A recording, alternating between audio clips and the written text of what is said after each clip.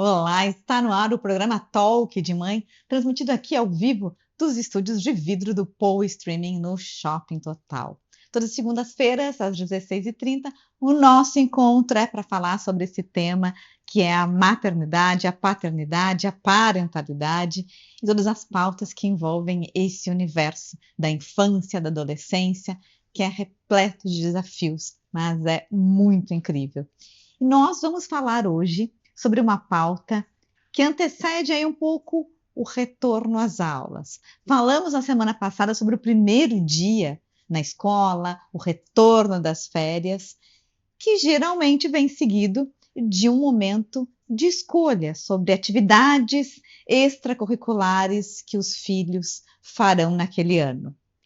E aí vem a dúvida, vai fazer qual esporte? Vai fazer futebol, futsal, tênis? Enfim, às vezes a escola oferece alguma modalidade esportiva, às vezes a família busca fora, em outro ambiente, já tem algumas referências, mas o importante é que esse momento chegue com algumas informações para aquele primeiro dia também de atividade esportiva que a criança vai ter no ano que está começando, no ano escolar, para falar sobre um assunto que se refere ao futebol, futsal, e que foi notícia em 2025, quando a pressão da arquibancada supera a diversão e o desenvolvimento.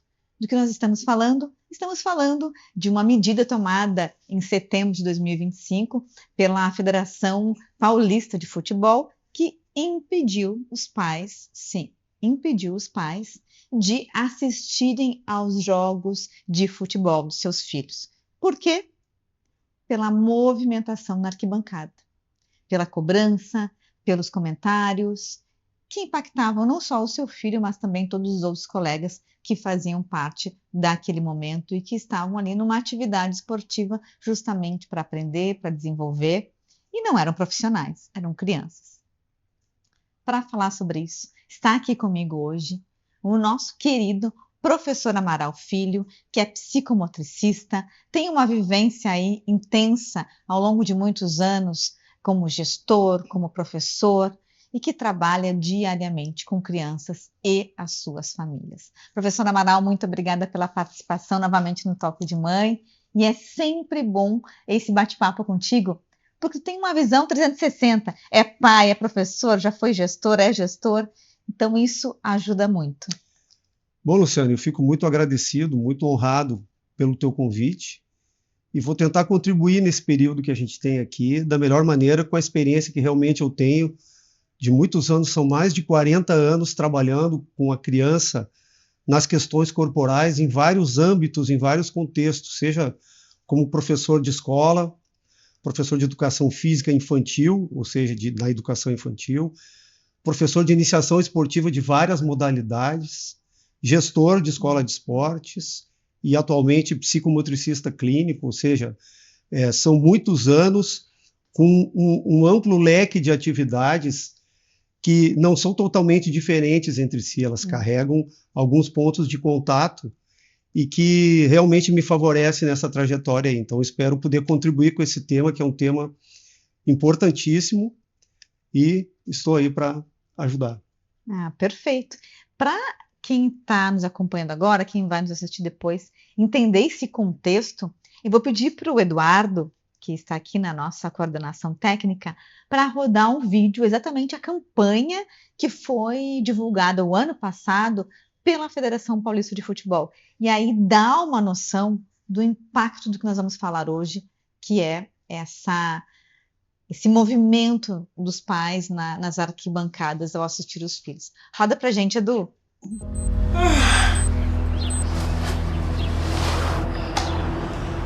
Gostei do jogo.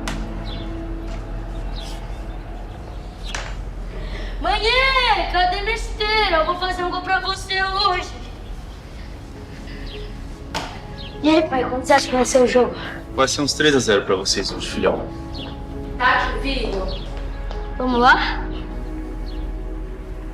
Dessa vez a gente não vai, filho.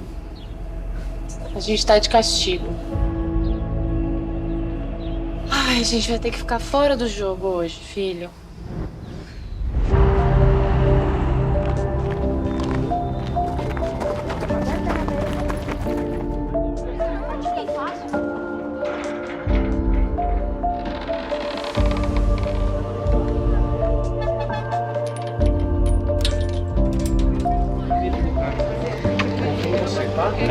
Federação Paulista de Futebol a proibir público em jogo de categoria de base, Luiz. Pois é, né, Tralha? É muito triste a gente falar sobre isso, mas partidas das categorias de base sub-11 e sub-12 serão disputadas com portões fechados. E o motivo, o mau comportamento não das crianças, mas dos familiares durante as partidas. Os caras chamam o moleque de homossexual, de gordo. Vários casos homofóbicos, gordofóbicos, xingamentos. Eu ouvi falar que teve tiros em jogos. Não é legal xingar uma criança. Fiquei muito triste. Eu até, chorei. Afeta muito, que a gente tem muito medo de errar. Se erra, os pais xingam. Eu já ouvi falar muito que eu era baixo, que eu era um lixo por causa da minha altura. Caras desceram arquibancada, xingaram ele, bonequinha, mandaram tomar no cu, vários palavrões. Afeta, no psicológico do jogo, né? E minha cabeça fica bagunçada, porque eu não sei o que eu faço. Eu fico pensando lá fora. Eu já escutei me chamarem de filha da puta, já ofenderem meu pai. Eles têm que torcer pro filho deles, não xingar os outros. E aí eu fico me perguntando por que eles fazem isso. Tudo isso tá acontecendo em competição de crianças. Eu quero ser você quando crescer. Eu queria pedir muito pros pais não xingarem as crianças. Só torcer, ficar feliz que seu filho tá jogando, que a gente é apenas criança.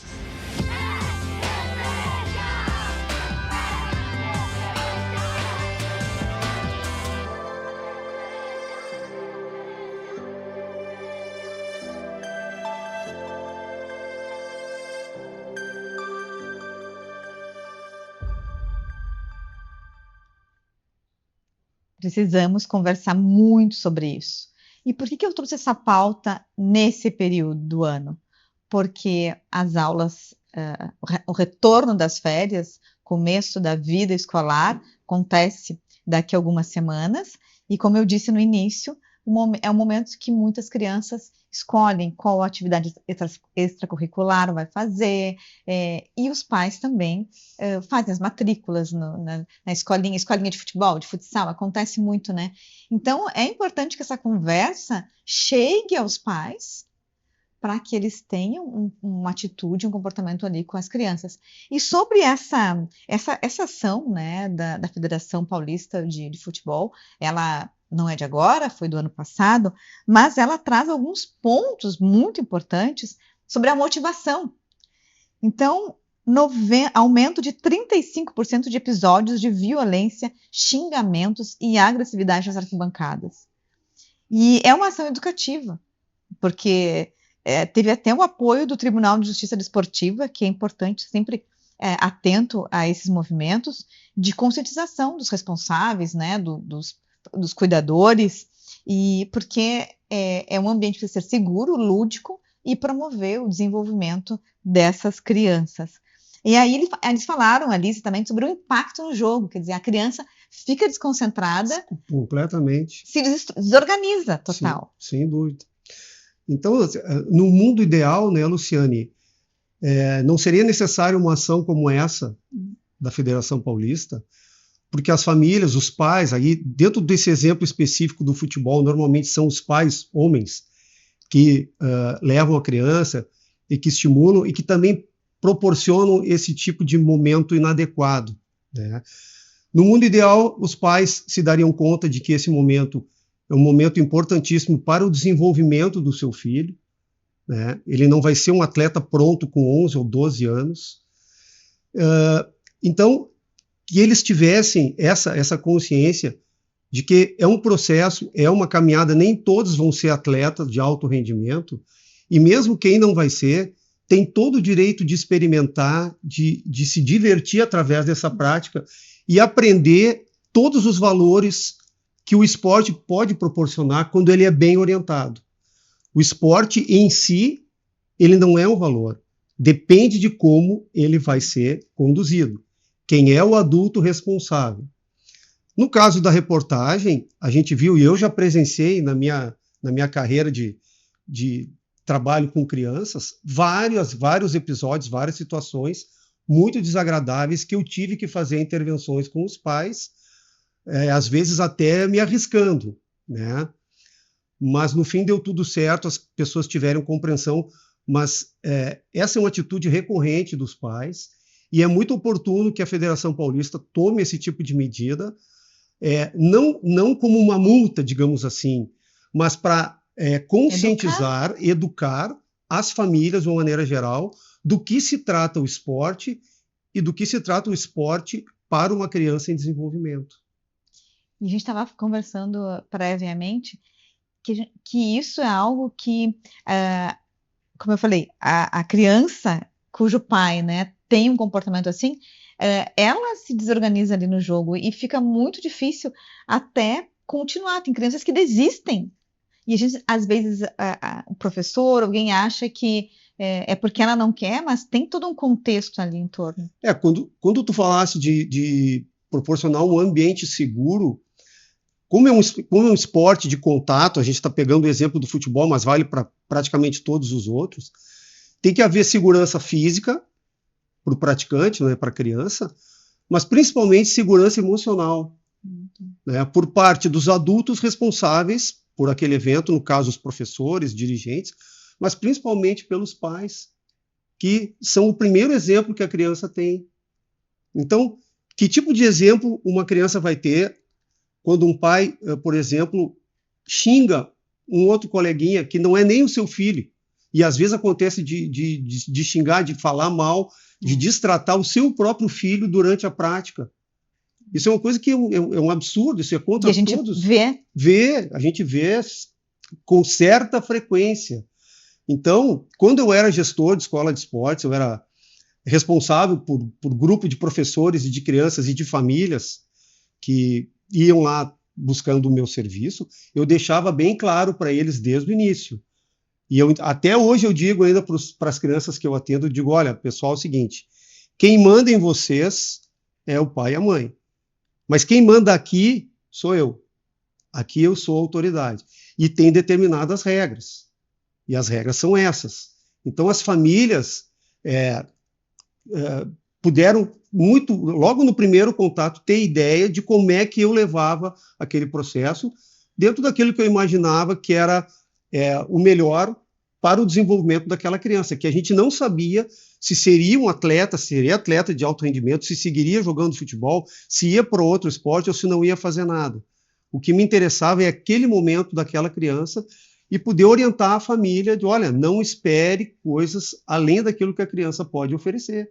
No aspecto cognitivo, de entendimento de jogo, no aspecto emocional e no aspecto motor. Todos esses fazem parte de um processo. E as famílias, os pais, principalmente, têm que ter esse conhecimento. Seria tão importante, num cenário ideal, que as crianças tivessem um atendimento, por exemplo, com um psicomotricista antes de começar a determinada prática esportiva. Porque muitas vezes a criança ela chega para jogar um futebol, futsal, mas ela não tem ali já desenvolvido algumas habilidades básicas de equilíbrio, de lateralidade, enfim. Perfeita a tua colocação, tá, Luciane?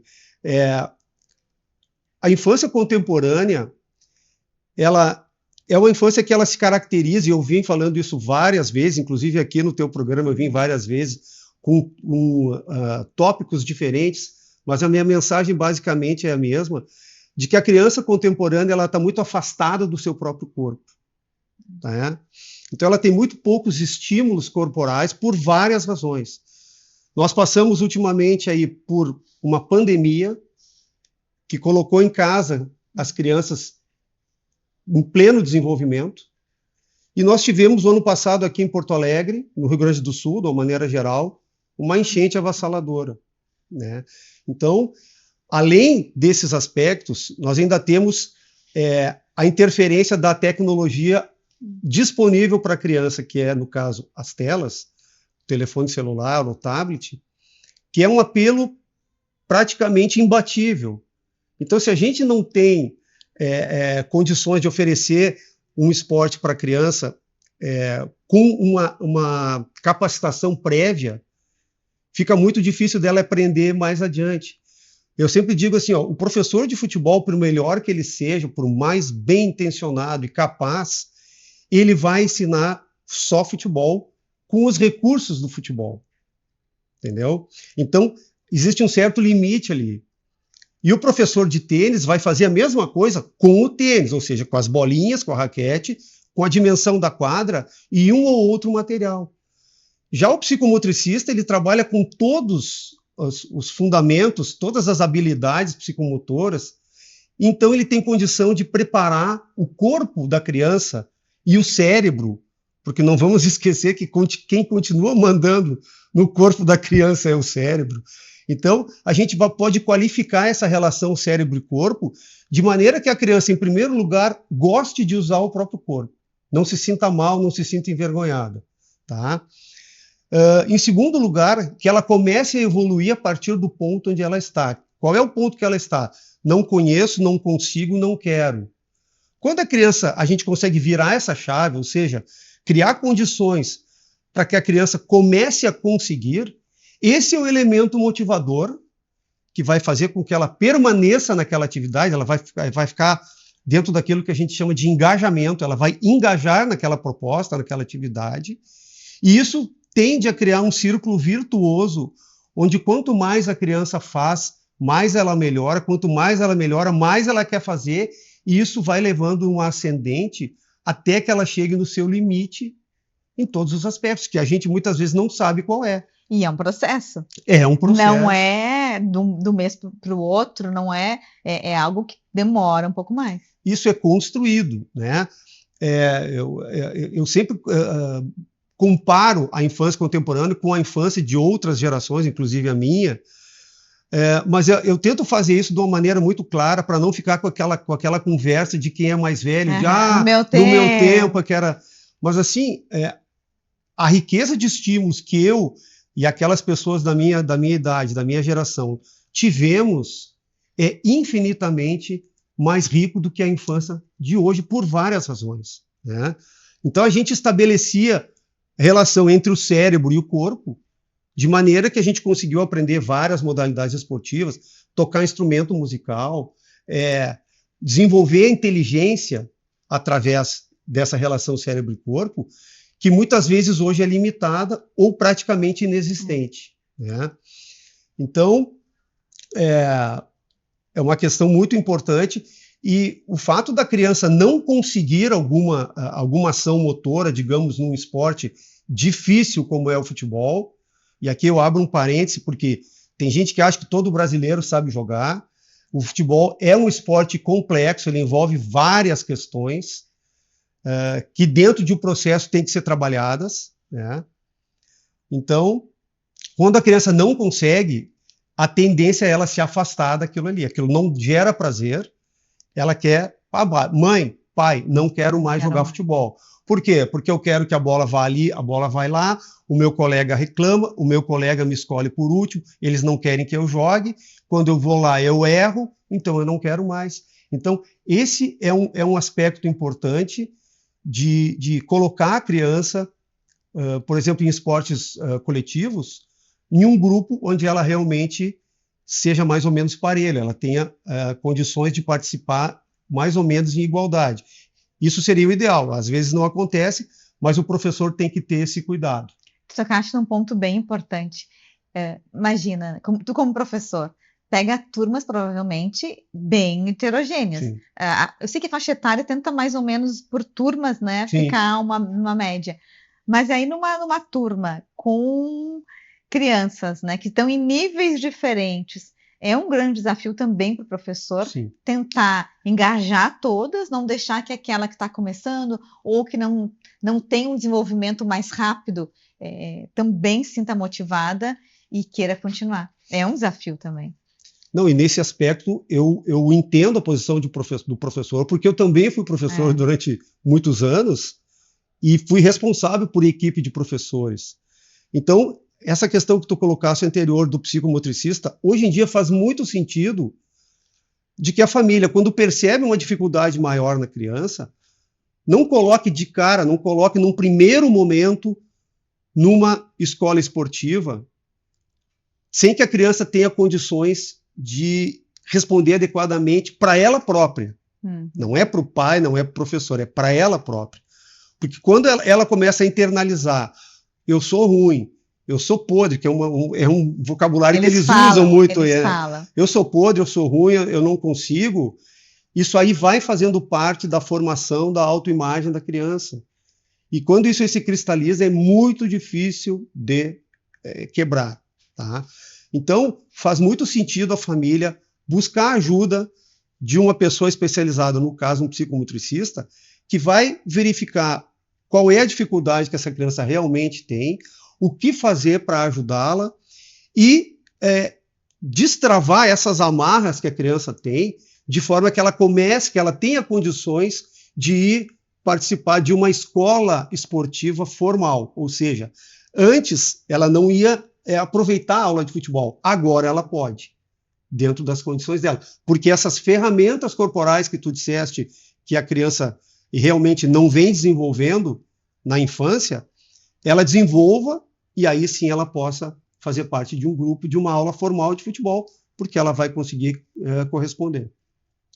E eu trouxe a questão do psicomotricista, né, pelas entrevistas, por leitura, mas eu também sei, como mãe, que muitas vezes não é fácil. Por quê? Porque a criança está na escola, aí os colegas fazem internada aula, e ela quer experimentar.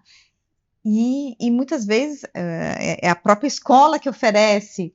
Então tem uma série de coisas que facilitam para que ela vá, e também não é fácil dizer assim, né? Não, tu não está preparada para isso. Sim. Já que ela está num contexto que ela faz aula de educação física com os colegas, e ir para uma atividade extracurricular com os colegas. E é difícil. E aí vem também a questão dos demais pais, de entenderem a complexidade das crianças, a diferença das crianças, e acolherem, de certa forma, aqueles que ainda estão aprendendo. Sim, exatamente. Eu quero deixar bem claro que eu sou plenamente favorável a que a criança faça atividade extra-classe. Os colégios, a maioria das escolas oferece uma variedade de modalidades que a criança faça, mas que a família tenha a real expectativa do que esperar daquela criança. Sim. E o professor também.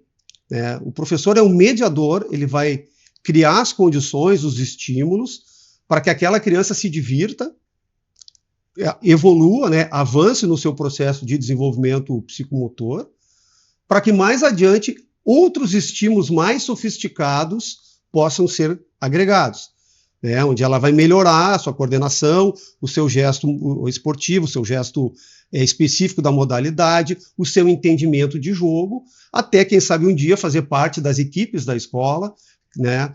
Mas isso aí todo é um processo, não é para todo mundo, né?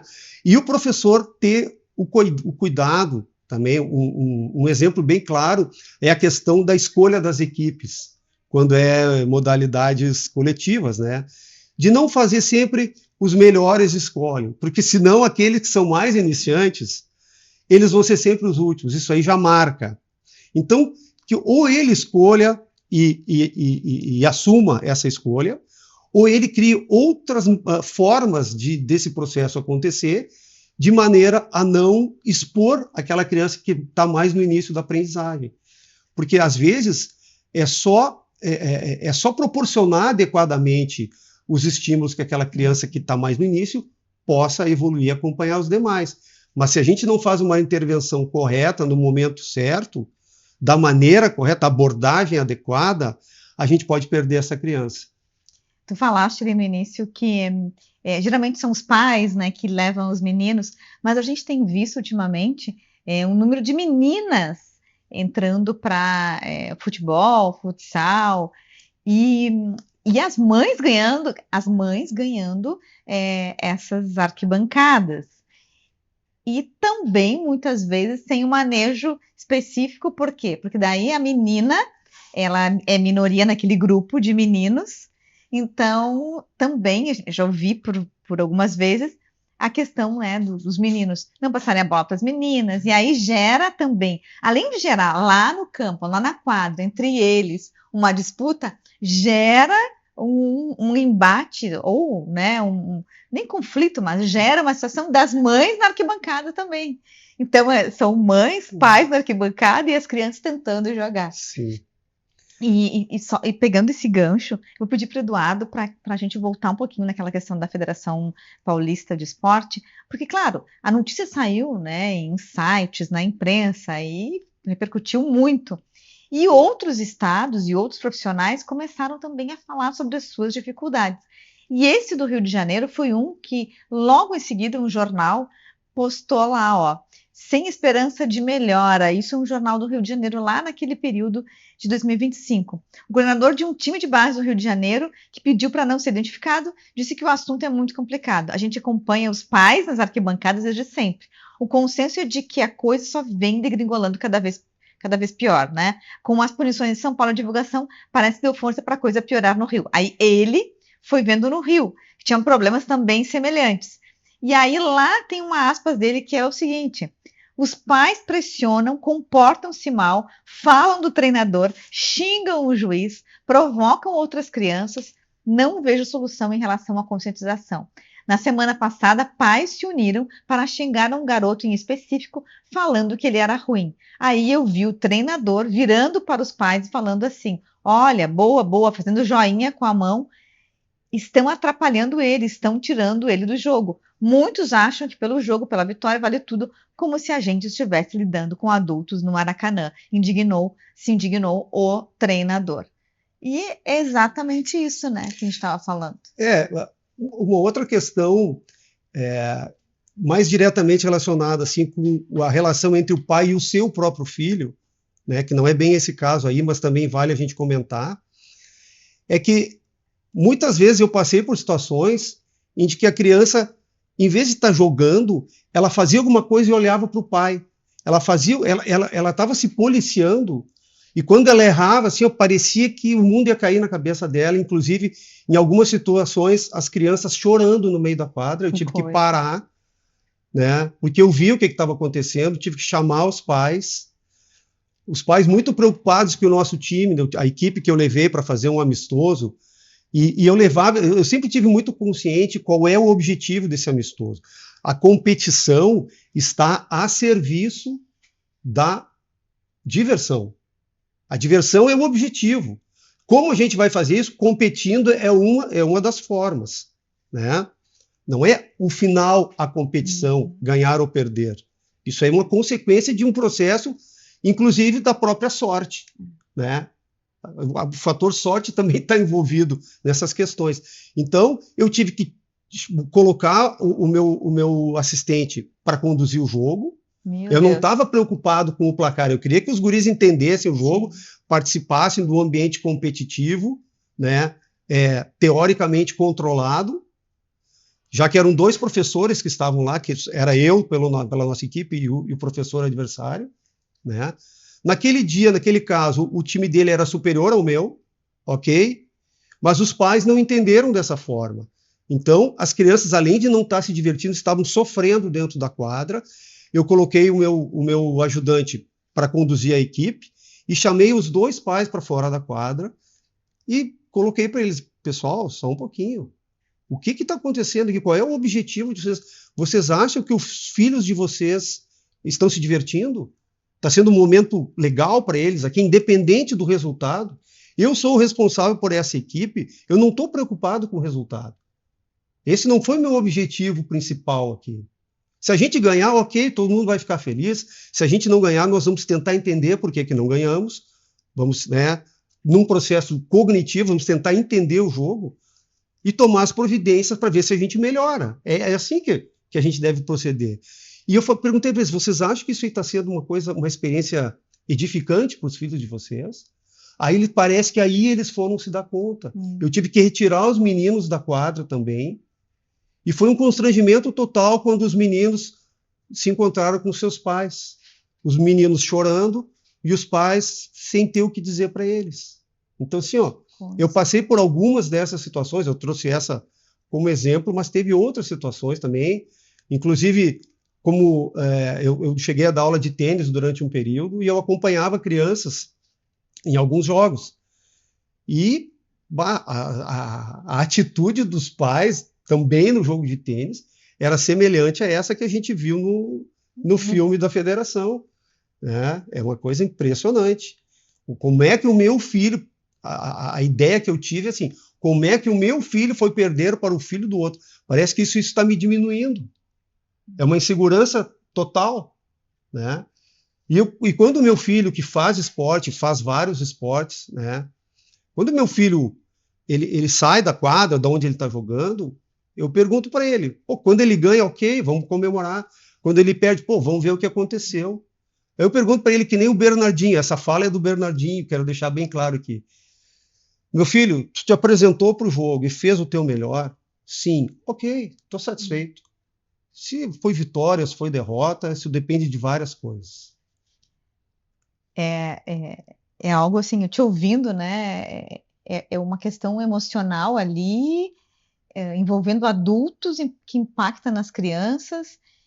É muito complexo, né? É complexo, a gente está lidando com várias questões dos próprios adultos. Sim. Expectativas dos adultos com relação, talvez, a coisas que eles gostariam de fazer, enfim. E a gente percebe também uma questão envolvendo exatamente isso, dos pais também querem fazer a vez do próprio treinador, próprio professor, dos pais querem montar os times, as equipes, olhando quais serão os coleguinhas, já falando de crianças e adolescentes, quais são os coleguinhas com melhor performance para estar no time do filho.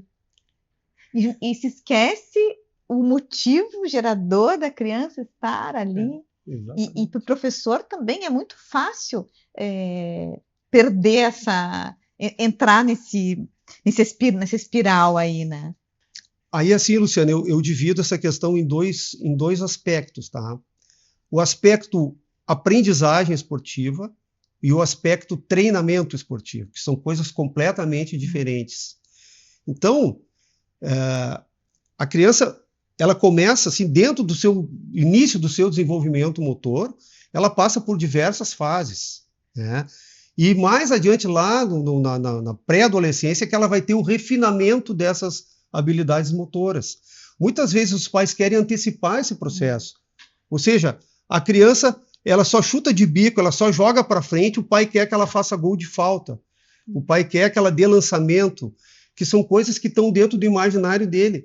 E quando existe a competição, o jogo, né, de uma equipe contra a outra, muitas vezes os pais querem que a criança haja como um jogador profissional, que muitas vezes tem que fazer uma falta no jogador adversário para parar o lance, né, que é uma coisa totalmente aceitável nesse contexto, mas que é totalmente fora da realidade no contexto infantil.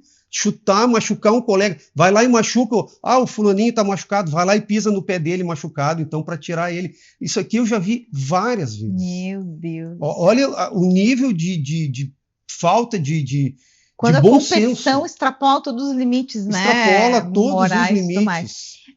Professor, eu queria te fazer outra pergunta também, falando sobre as crianças, sobre melhorar a questão, né, da performance. Mas muitas vezes as crianças, elas têm contato com aquela modalidade esportiva somente ali.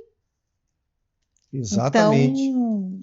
Por isso, Luciane, que eu trago novamente a questão da psicomotricidade, porque quando eu trabalho com crianças como psicomotricista, eu trabalho com crianças atípicas, tá? Crianças que têm diagnóstico, que têm dificuldades claras, observáveis, com laudos, e eu trabalho com crianças que não têm o diagnóstico, mas claramente têm dificuldade, tá? E o que eu faço? Às vezes a criança chega, essa criança que não tem o diagnóstico, ela chega com a família com uma demanda específica, por exemplo, do futebol. O meu filho adora futebol, ele está no futebol da escola, mas ele não consegue. Eles dizem para mim, ele é meio ruinzinho, dá para te ajudar? Dá para ajudar.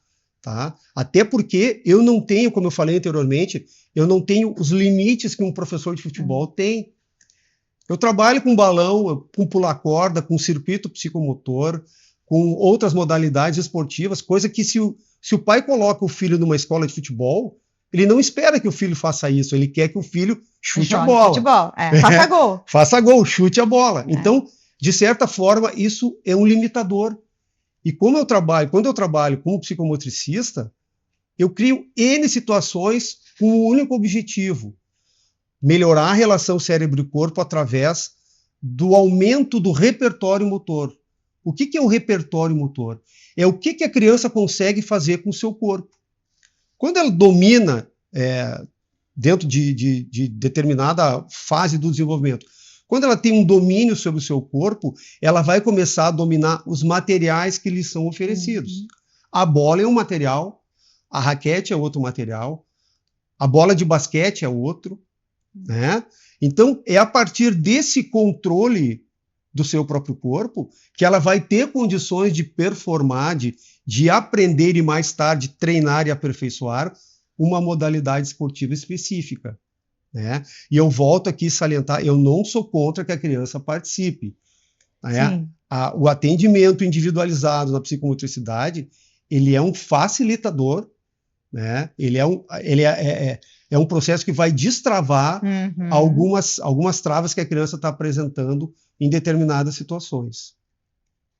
E a gente percebe... Bom, quantos anos de experiência ali? Eu tenho mais de 40.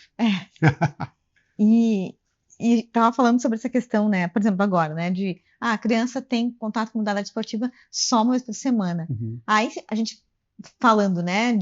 Há muitas décadas atrás, as crianças brincavam na rua, ficavam meninos brincando de futebol, meninas também jogando com bola, e falta cada vez mais esse contato, que ele parte, né, de uma ludicidade até que chega ali em aprimorar a técnica. Então a gente está com um déficit lá atrás. Déficit.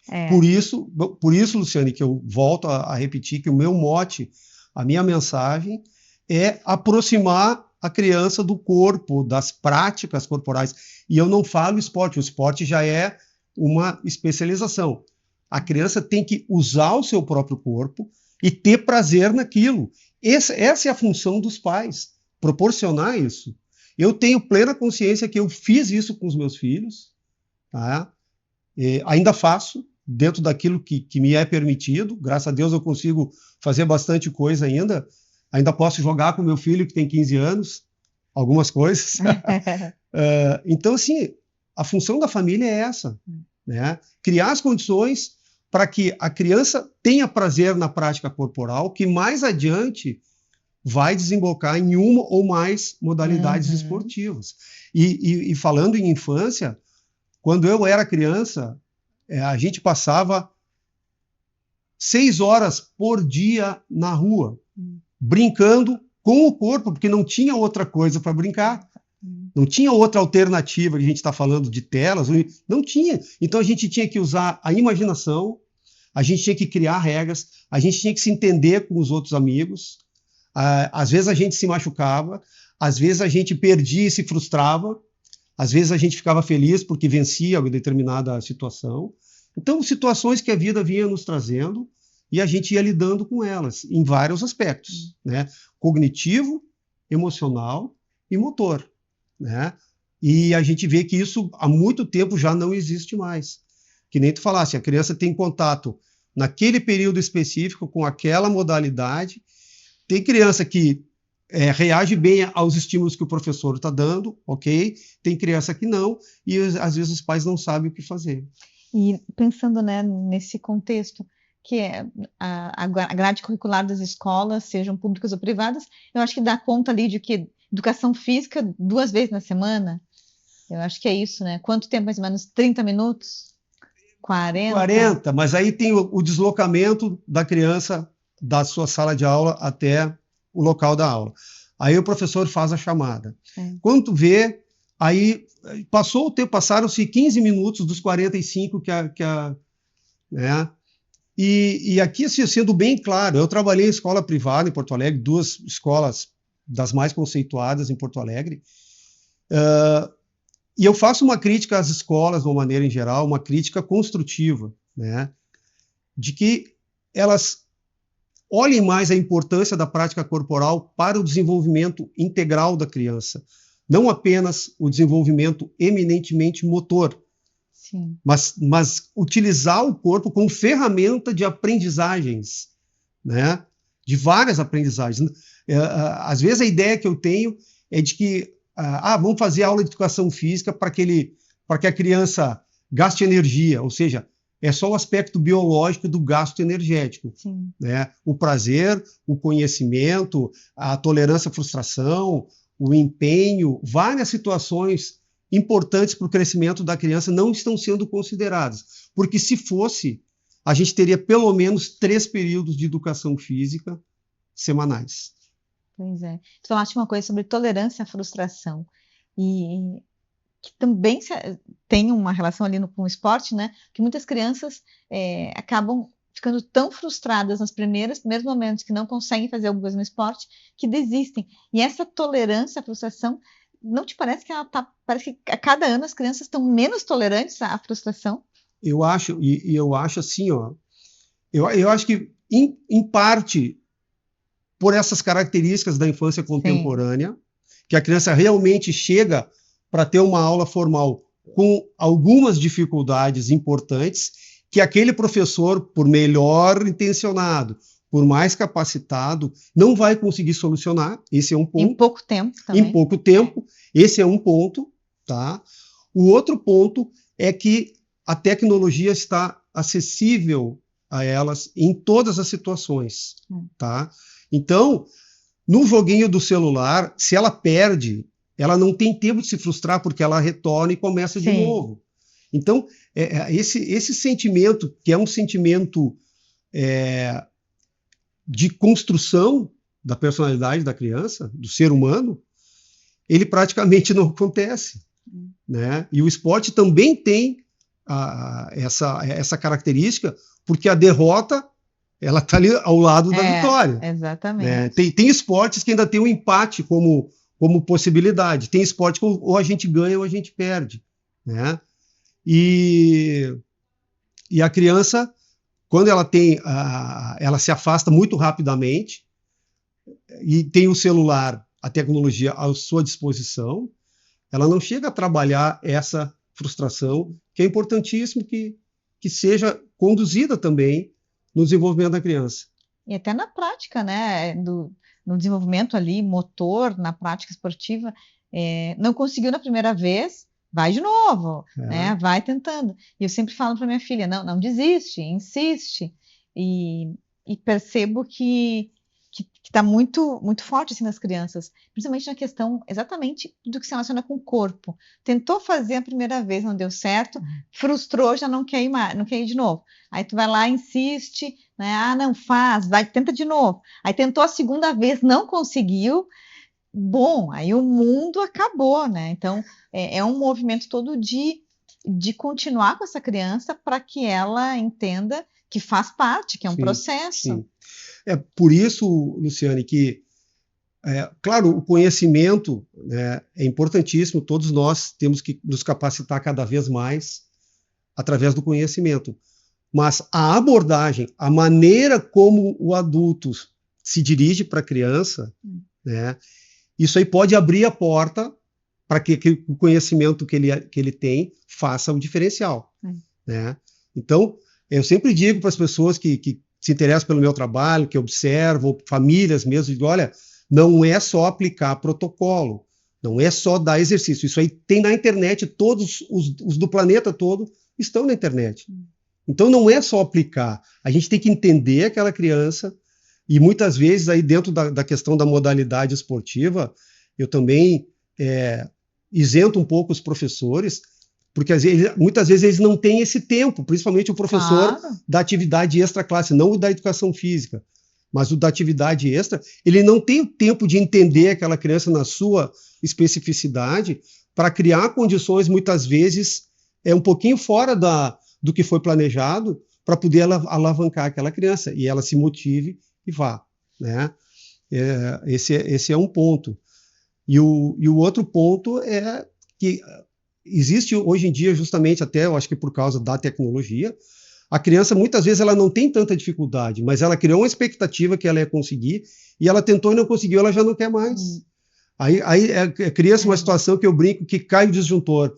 Que ela vai fazer e pum, não conseguiu, não quero mais. Então a gente tem que ter todo um conhecimento, toda uma abordagem adequada para aquela criança, para que ela retorne. De repente eu tenho que modificar a proposta que eu fiz, né, tornar um pouco mais acessível, para aí conseguir aquilo que eu falei anteriormente do engajamento, que vai levar à motivação e vai levar à prática. A permanência da prática. É uma educação para pais e filhos, na verdade, né, o Prof. Amaral?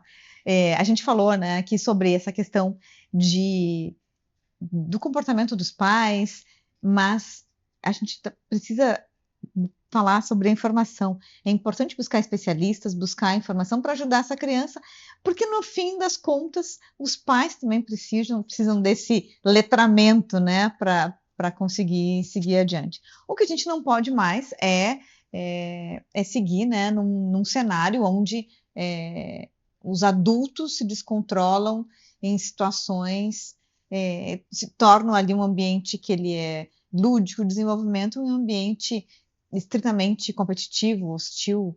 E tu descrevendo alguns casos, a gente consegue perceber de que realmente é algo muito presente no dia a dia, principalmente quem trabalha com o apoio às crianças nessa parte esportiva. O que tu diria assim para as famílias que nesse momento estão pensando sobre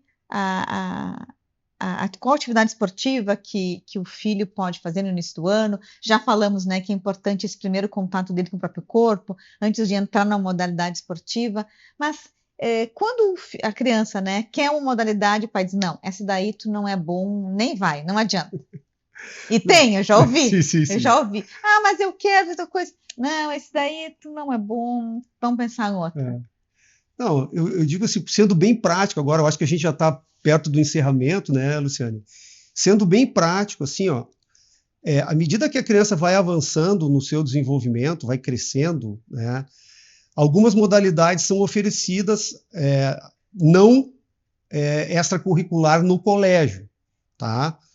Por exemplo, natação e judô. Agora, além do judô, ainda tem outras lutas, artes marciais, que são muito boas, desde que o adulto responsável saiba o que está acontecendo, né? Judô espetacular, natação espetacular também. É um outro tipo de exigência, não é a exigência do esporte com bola, que exige muito mais da estruturação, espaço-tempo, e aí essas sim são oferecidas no colégio, e culturalmente o futebol é a que se sobressai, né? Então, a minha dica é o seguinte: coloque numa modalidade esportiva. Antes da modalidade esportiva, como pai, brinque com seu filho, jogue com ele, proporcione situações de ludicidade através do corpo e dos materiais, coloque numa escola, mas conheça o seu filho, veja se ele tem alguma dificuldade, observe, né? Se não é um especialista da área, observe o amiguinho, observe a aula de educação física, não, mas o aniversário do amiguinho. Como elas brincam. Como elas brincam. Mas o meu filho, o meu filho não consegue fazer aquilo que o fulaninho faz. Às vezes é uma questão de ritmo, mas às vezes é uma questão que precisa de uma intervenção de alguém especializado, que muitas vezes não é a família. Então, procure informações do professor, como é que, se a gente não assiste a aula, como é que o meu filho está se saindo? Está indo bem? Está com alguma dificuldade? De que maneira eu posso ajudar? De que maneira eu posso ajudar o meu filho? Meu filho não precisa de ajuda, eu só preciso pagar a escolinha? Ok. Meu filho precisa, o que eu preciso fazer? O que eu posso fazer? Eu acho que essa atitude é a atitude básica para a gente ter crianças saudáveis e pais também. E não, tu falaste algo bem importante sobre procurar a escola, procurar entender o que a criança, como ela está se desenvolvendo ali, né, na atividade de educação física, no dia a dia, o brincar com os colegas. Acho que as tuas dicas foram ótimas, porque no primeiro momento né? Observa quais são as dificuldades, de equilíbrio, de que tipo de equilíbrio, né? Porque daí mais à frente vai impactar na escolha do esporte que a criança for escolher. Sem dúvida, vai impactar, vai aparecer em alguma eventual dificuldade que às vezes o professor da modalidade ali não vai ter ferramentas, recursos para solucionar.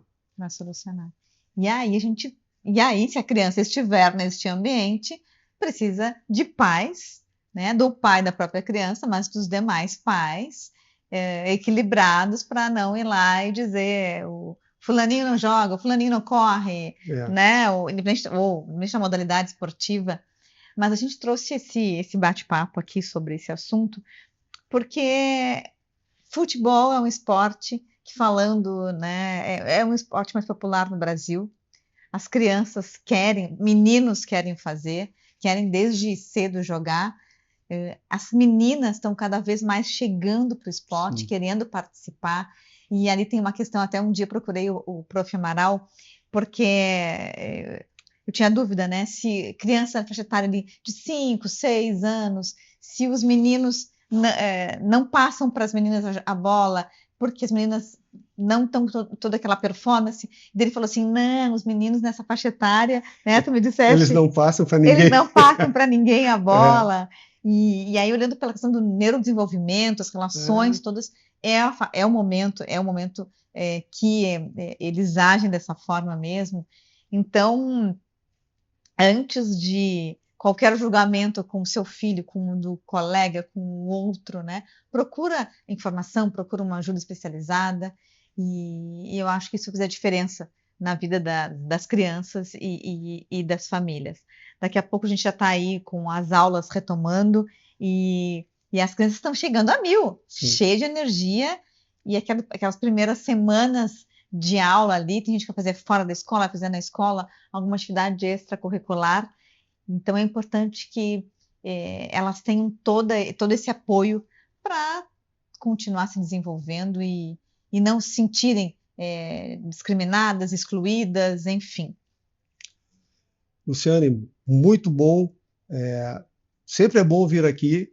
Eu me sinto muito à vontade aqui contigo na condução da nossa conversa. É um tema importantíssimo, né? Quem dera a Federação Paulista não necessitasse tomar esse tipo de medida, mas a gente sabe que a realidade é justamente essa.